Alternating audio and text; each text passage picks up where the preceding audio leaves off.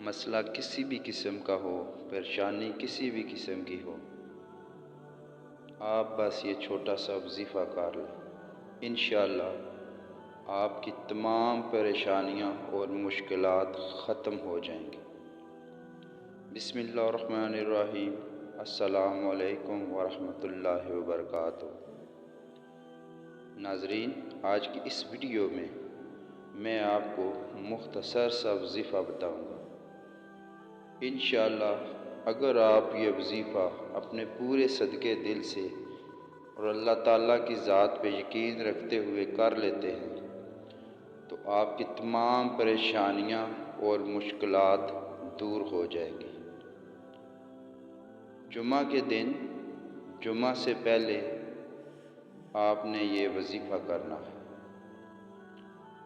آپ نے جمعہ سے پہلے 266 مرتبہ هو اللہ الذی لا الہ الا ہوا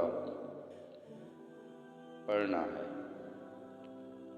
انشاءاللہ جب آپ یہ عمل کر چکے تو اللہ سے دعا مانگیں، آپ کی ہر قسم کی پریشانیاں اور مشکلات حل ہو جائیں گی۔